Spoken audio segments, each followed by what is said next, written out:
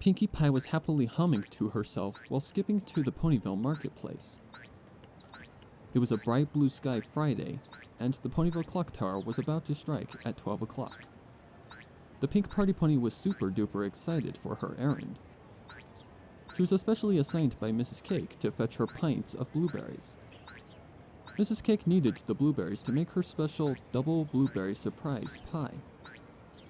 Mrs. Cake's blueberry pies had twice the amount of regular blueberry pies, and the surprise kick in her pie was different for each pony. Each customer would taste something different and new in their pies, so no two pies were the same. Pinkie Pie loved Mrs. Cake's pies so much that she had to sing about them aloud at that very moment. Mrs. Cake, oh how I can't wait to taste the doubleness, the gooiness, the sweetness, the zaniness in your double blueberry surprise pie. Woohoo! Then the silly mare added a sweet giggle at the end of her song. Before she knew it, she was already in the hustle and bustle of the marketplace. Pinkie Pie didn't mind the crowd, for she knew that she can easily maneuver around them. She used her flexibility and quick thinking to dance around each busy pony. With a hop, skip, and a jump, she arrived at the quaint stand selling berries. The stand had all kinds of berries: raspberries, strawberries, salmonberries, huckleberries, and of course, blueberries. The mare selling the berries had a very blueberry coat and a fluffy bright green mane. Pinkie gave the friendly sales mare 3 bits for 3 large pints of blueberries. She wished the blueberry-colored pony a wonderful day and skipped away from the stand. She happily carried the large grocery bag in her teeth, but her skipping stopped when she heard a loud, painful moan. Pinkie turned her head towards the sound and saw a small crowd circling at the center of the market. She slowly walked towards the crowd to see what every pony was staring at. She climbed to the very tips of her hooves to get a peek over every pony's heads. She saw Roseluck and an Earth Pony filly. The filly had a dark rosy coat with a pink and white striped mane. Her eyes were like green eyes, a beautiful color in Pinkie's opinion. The filly still didn't have her cutie mark yet, but that was normal for some pony her age. The cute little filly even had an adorable, small, light green bow on her neck and near her right ear. The filly was on the ground, rocking back and forth with her front hooves covering her ears. Her eyes were wide and full of fear and pain. She was the source of the loud moans. Meanwhile, the cream-colored mare Roseluck was trying to comfort and calm down the filly. She held her forelegs in the air surrounding the filly, but she never wrapped them around the filly's shoulder. Roseluck positioned herself in a way that tried to hide the filly from the view of the crowd staring at them. She tried to not look at the circle of ponies surrounding them, but she focused on the poor filly on the ground. Roseluck looked flustered, nervous, and worried. She kept whispering to the filly, "Shh, Beauheart, it's okay. It's okay, sweetie." When Pinkie Pie heard Roseluck's quiet pleads to the filly, she knew that the filly was her daughter. Her heart dropped. It began to break and ache inside of her chest. Hey, every pony! Roseluck lifted her eyes away from Beauheart and saw Pinkie standing on her hind legs in front of her. She couldn't see the pink pony's face, only her back and her forelegs spread out to her sides. This isn't a show. Leave this filly alone and go back to your day. Roseluck couldn't believe her own ears. This pony was standing up for her daughter. She turned her gaze past Pinkie and witnessed the crowd sharing the same shocked expression. Well, go on then. The ponies in the crowd carefully walked away from Pinkie Pie and separated into different directions. Each pony gave the small filly one last curious look before leaving. When the crowd was gone, Pinkie Pie returned back on all fours and smiled at Roseluck and her filly. Sweet little Bowheart was still rocking back and forth on the ground, still moaning in pain and holding her front hooves tightly against her ears. Roseluck was in awe of the poofy-haired pony in front of her. She never thought that the party pony of Ponyville would not only take notice of her and Bowheart, but also express serious frustration and disappointment towards other ponies. Be there, sweetie. Pinkie Pie whispered. She knelt down before Bowheart and had a very soft smile on her face. Your mom's all right. Everything's okay. She whispered once more. Pinkie Pie reached behind her back and pulled out a light blue chest. Roseluck looked all around the pink pony to see where the chest came from. She didn't pull it out from her grocery bag. Where did it come from? Roseluck pondered to herself. Pinkie gently opened the chest and let out a beautiful lullaby-like melody. Bowheart's ears perked towards the sound, and her moans slowly became softer. The pink party pony closed her eyes, swayed her head to the music, and sang like a mother singing to her foal.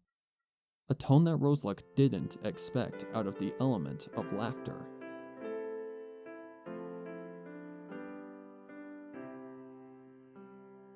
Stars and moons and air balloons, fluffy clouds to the horizon. I'll wrap you in rainbows and rock you to sleep again.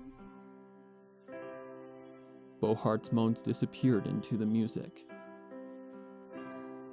Her unsettled rocking body stopped rocking. She brought her head closer to Pinkie Pie and her musical chest. Roseluck was awestruck by not only Pinkie Pie's lovely singing voice, but also how she was calming down Bowheart.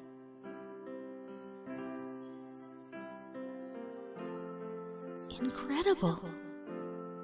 Rose thought to herself.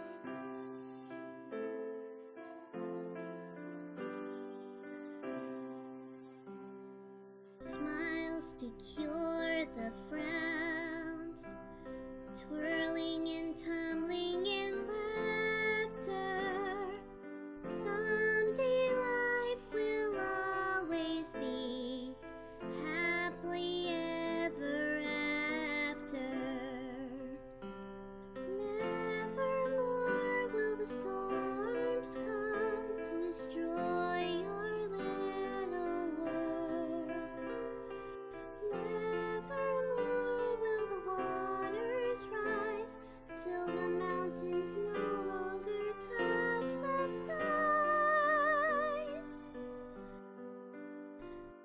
Stars and moons and air balloons, fluffy clouds to the horizon. I'll wrap you in rainbows and rock you to sleep again. Pinkie closed the chest quietly and handed it to Bowheart with great care. The little filly immediately started petting the chest and stared at all the small wooden carvings on its top. Pinkie smiled sweetly and sincerely at her, feeling her heart so light yet warm at the same time. Meanwhile, Rose was at a loss for words. For once, during her years at Ponyville, she had found one pony who understood without having her say a word. Rose felt like she could cry, but she couldn't. If she let every kind gesture get that kind of reaction from her, she would be a weeping mess. Do you guys want to have a snack break with me at Sugar Cute Corner? Pinkie Pie asked with a grin on her face.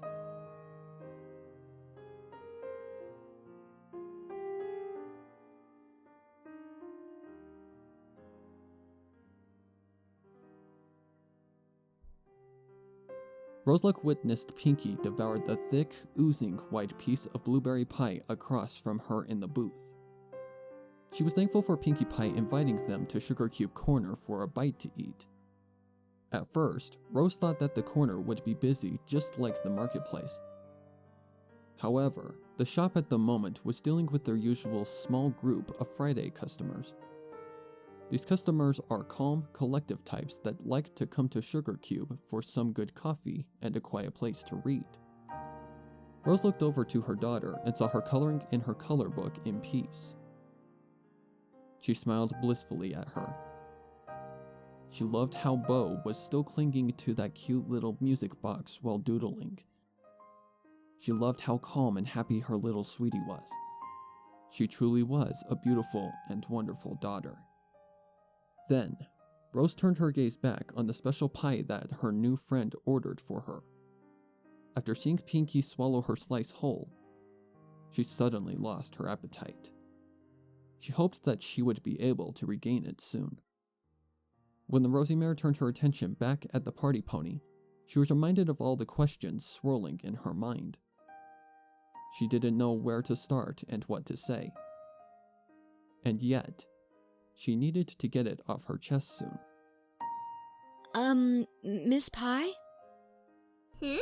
Said Pinkie with her mouth full of blueberries and pie crust.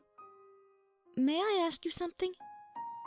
Pinkie Pie swallowed with a big gulp, then gleamed a smile at her new friend. Sure thing.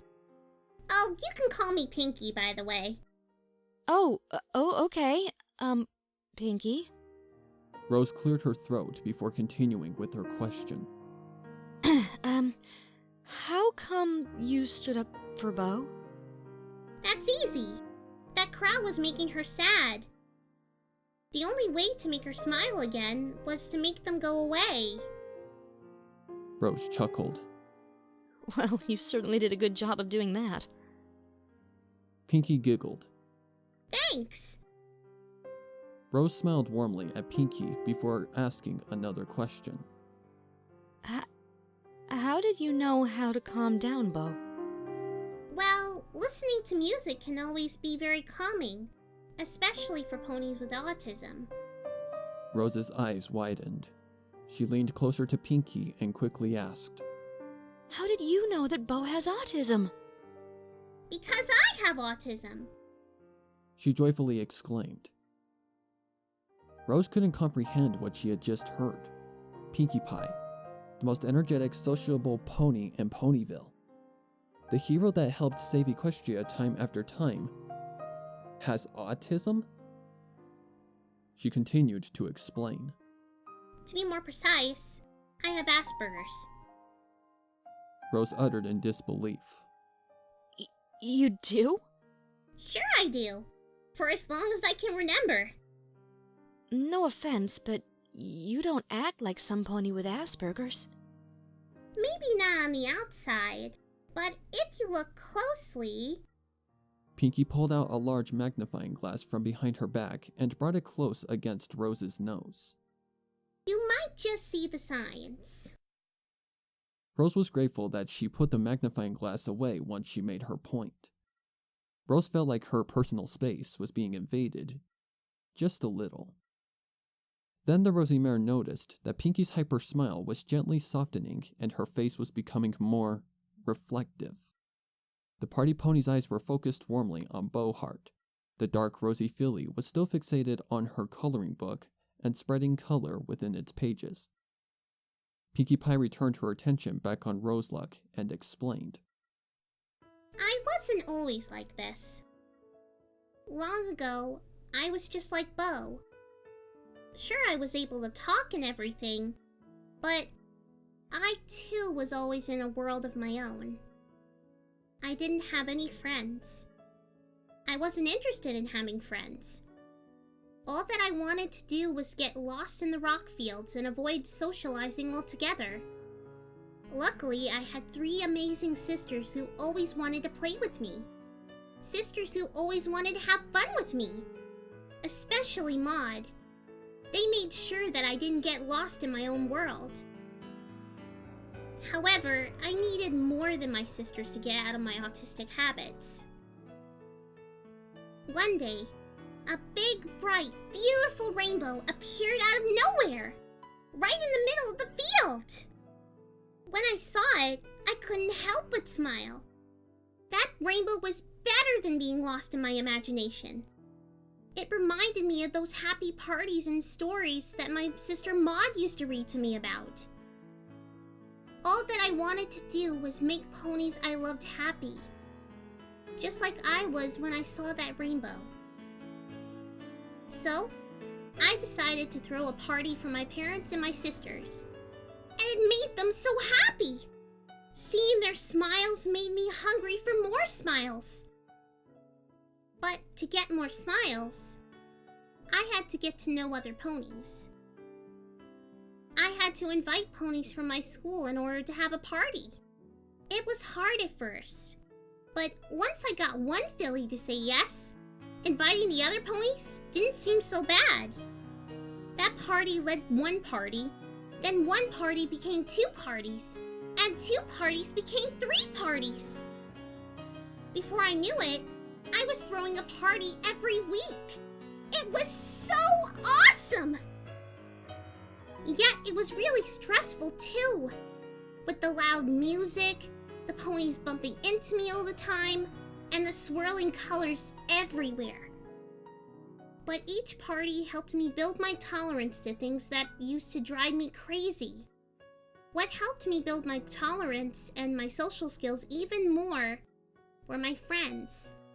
Rainbow Dash, Fluttershy, Applejack, Rarity, and of course Twilight are always so patient with me. They're not afraid to be honest with me.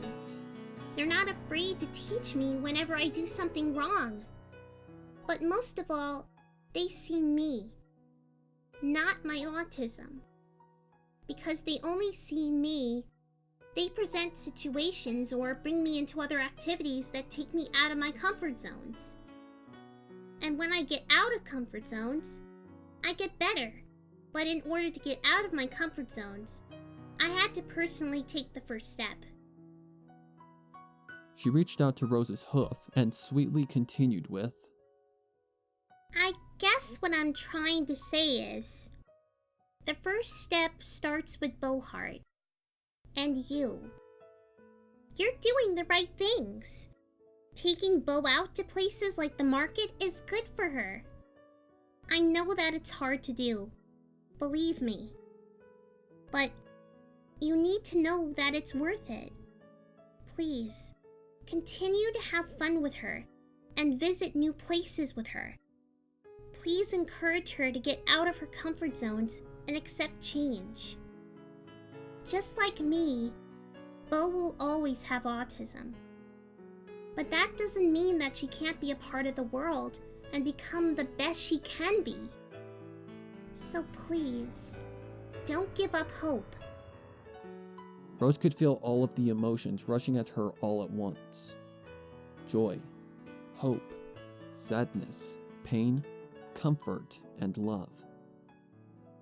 She never thought that she could find a pony that could make her feel this way. For so long, she felt like her and Bo were all alone. No pony cared. No pony could help them. She felt like she was alone. But now, she has a friend who sees them for who they truly are. She has a friend who has felt all of the things she has, and more. She has a friend who believes her. She has a friend who believes in Bo. And best of all, Bo has a friend too. Rose couldn't hold it in. She let herself cry. She cried tears of great happiness and of great relief. She cried into Pinkie's hoof, and she didn't care if the other ponies saw her. Pinkie Pie smiled at Rose. She stepped out of the booth to give both Rose and Boheart a great big hug. Rose sobbed even more once she grabbed hold of Pinkie's foreleg. Boheart continued her creative activity on the table without looking at the ponies that were hugging her.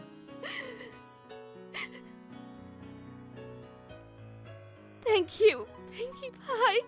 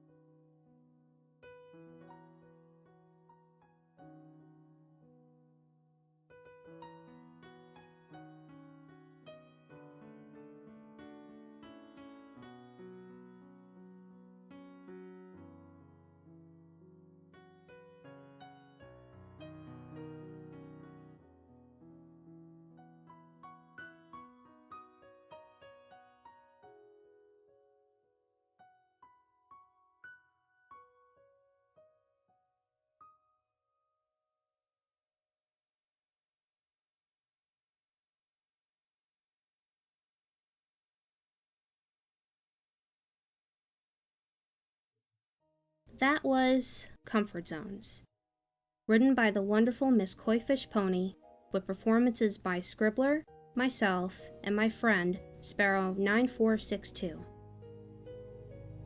Since April is Autism Awareness, I thought that this would be the perfect time to release this fanfic reading. I hope you all enjoyed this story as much as I did. I've been wanting to do a reading of this for a long time. It has a personal ring to me because both my sister and I were diagnosed with autism at an early age. I have high-functioning autism, and my younger sister is low-functioning. She can't communicate verbally. She makes a lot of noises in which my family and I had to learn over many years what each one meant. As for me, it was still and still is a learning process, because there are plenty of times where I will come into a situation socially that I haven't dealt with before, and that I still need assistance to get past. When I was very small, I didn't like having people too close to me. My parents took me out constantly to get me used to being around other kids, and eventually over time, with my parents' help and my teachers, I've slowly gotten better at it. However, even to this day, I'm still uncomfortable being around a large crowd of people by myself. This is a lifelong challenge that I must continue to go through. There is no cure for autism. I feel my setbacks are nothing compared to what my sister goes through. I would like to speak for people in general who have autism, especially for those who can't speak for themselves. I came across this story about 3 years ago on fanfiction, after a very stressful time period in my life. My family had to make a very tough decision having to do with my sister. We had to put her into a residence for disabled adults. It was almost impossible to deal with my sister. Unfortunately, her autism got the best of her, and we could no longer keep her safe, no matter what we did. When I first read this story, it really touched me in a way that no story in this community has before. I think I got in contact with MissKoiFishPony not long after I read her story, and she had told me that she also has autism, and she had written it from her own experiences. It's really comforting to know that there are a few people out there who do know what it's like to have someone with that disability and/or having it themselves. However, there are still quite a lot of people that don't know. I would like people to be aware not only this month, but every day, that there are a growing number of people with autism out there. You can't tell by looking at a person if they have autism. Autism isn't something that is visibly seen. It's not a crippling disease or something that you can catch from somebody. It's a learning disability that people are born with. Don't be quick to assume that someone with autism is crazy or unhinged. Every person with autism is different. Not all of them are the same.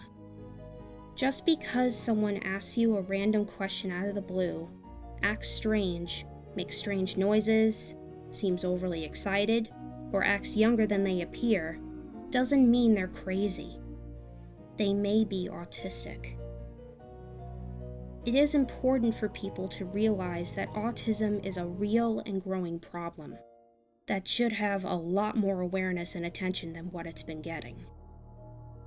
I'm hoping by writing this that I am reaching out to as many people as I can, so maybe one day we can make a difference together. Thank you all for listening. I'm Ribonchan, and I'll see you guys later.